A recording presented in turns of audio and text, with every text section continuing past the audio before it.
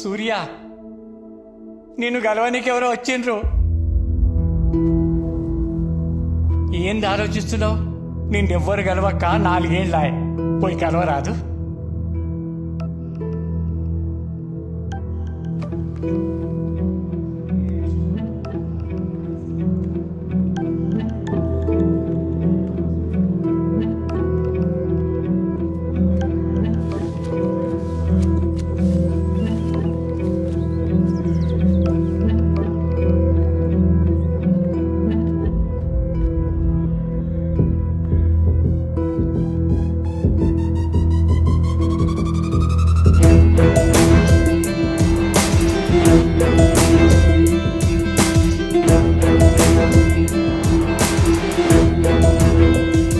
Hi, I'm Aadya, advocate.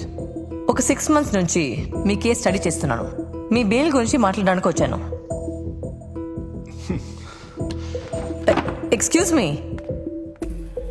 ఎప్పుడు బయటకు వెళ్తానని 5 ఏళ్ళుగా ఓపిక్గా వెయిట్ చేస్తున్నావు. నీకోసం వచ్చిన లాయర్తో ఒక 5 minutes మాట్లాడే ఓపిక లేదా? 5 ఏళ్ళు కాదు, 10 ఏళ్ళైనా వెయిట్ చేస్తా. నేను చచ్చే లోపల బయటకు వస్తా, వాడిని చంపేస్తా. చెయ్య నేరానికి 5 ఏళ్ళు ఇక్కడ ఉన్నావు. మర్డర్ చేసి ఇంకొక 14 ఏళ్ళు ఉంటావా? ఆవేశం సమస్యల్ని సృష్టిస్తుంది, ఆలోచన దాన్ని పరిష్కరిస్తుంది. క్రికెట్ ఆడుతుంటే చిన్న గొడవ అయిందంట. మా వాడు నిన్నేదో తప్పు మాట అన్నాడంట. అందుకే ఆవేశంలో మీ సూర్య మా వాడిని కొట్టాడు. నేనే నీకు సారీ చెప్పాలి సత్యం. ఆవేశంలో కొట్టిన తప్పే కదండి. రే, ఆవేశం సమస్యను సృష్టిస్తుంది, ఆలోచన దాన్ని పరిష్కరిస్తుంది. ఇంకెప్పుడూ ఆవేశంలో తప్పు చేయకు నాన్న. బయటకు వచ్చి ఏం చేయమంటారు?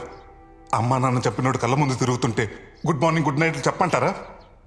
రివెంజ్ తీర్చుకో, అది చట్ట ప్రకారం తీర్చుకో. ఇండియన్ పీనల్ కోడ్ టార్గెట్ శిక్షలు వేయడం కాదు సూర్య, న్యాయం చేయడం కూడా.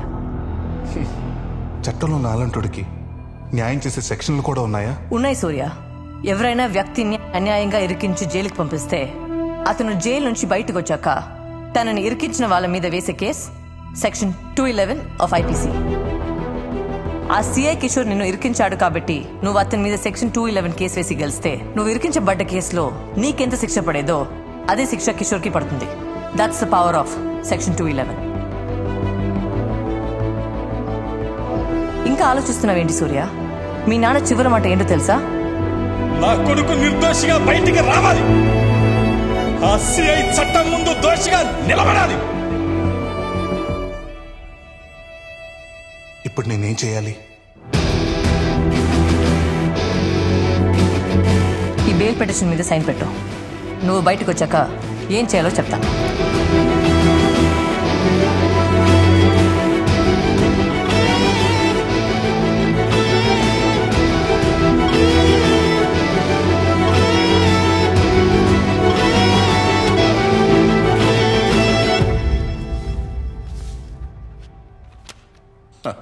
మొత్తానికి సూర్యకి బెయిల్ తీసుకొచ్చావు.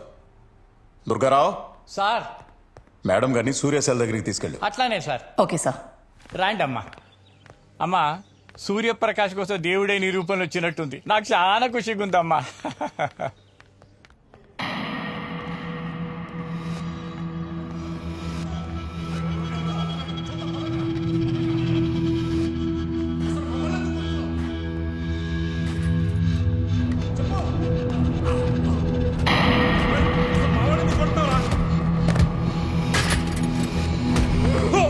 అసలు మేము ఏం చేసామని మమ్మల్ని కొడుతున్నావు?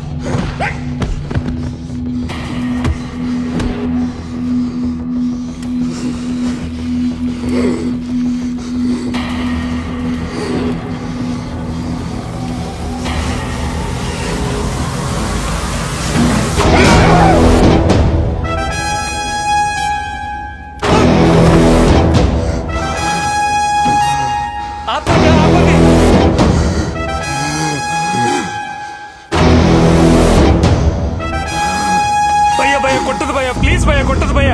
5 ఏళ్ళ తర్వాత బయటకు వెళ్తారు, మీరు కొడితే ఇప్పుడు బెయిల్ క్యాన్సిల్ అవుతుంది భయ్యా. నా మాట ఎదురు భయ్యా, ప్లీజ్.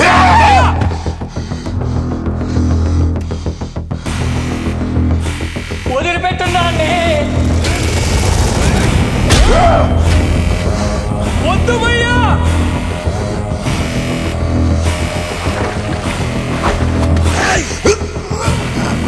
కొట్టగండ్రా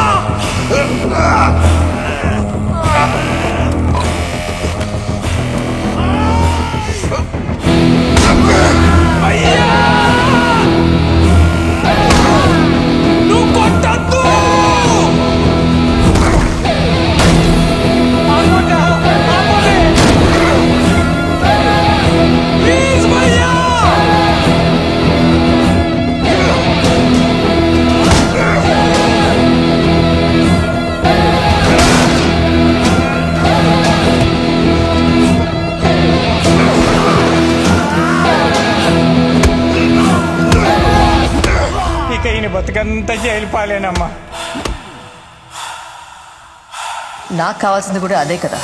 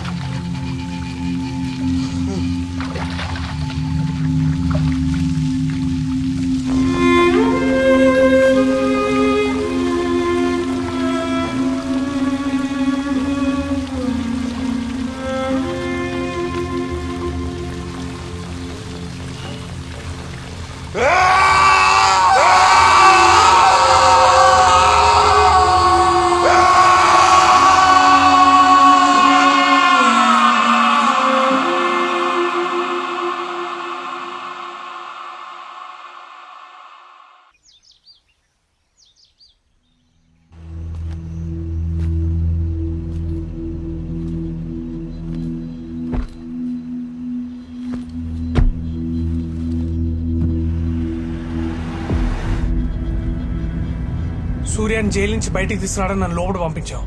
సూర్యతో ఇంటరాక్ట్ అయ్యి ఆడ జరుగుతుందంతా ఈ బటన్ కెమెరాలో రికార్డ్ చేయమన్నావు. లాస్ట్కి సూర్యకు బెయిల్ క్యాన్సిల్ అయితే నాకు కావాల్సింది కూడా అదే అన్నావు.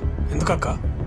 అందులో రికార్డ్ అయింది మొత్తం సోషల్ మీడియాలో ఫేక్ ఐపీ నుండి అప్లోడ్ చేయి. సోషల్ మీడియాలో ఒక వీడియో ట్రెండ్ అవుతోంది. రాజ్ గోపాల్ హత్య కేసులో 5 సంవత్సరాలుగా జైల్లో శిక్ష అనుభవిస్తున్న సూర్యప్రకాష్ కొద్ది గంటల్లో బెయిల్ మీద బయటకి వస్తాడనగా జైల్లో అతని మీద ఏం జరిగింది ఇప్పుడు ఈ వీడియోలో చూద్దాం. అరే భయ్యా బెయిల్ వచ్చిందంట. అవా నవ్వుతురు చూడగా. ఇగో నేను 2 days లో బయటకు వస్తా. మనం కలిసిన తర్వాత ధూమ్ ధామ్ చేద్దాం. నాకు తెలిసిన చోట మంచిగా బోటి కూర మళ్ళా బాటలు పెట్టి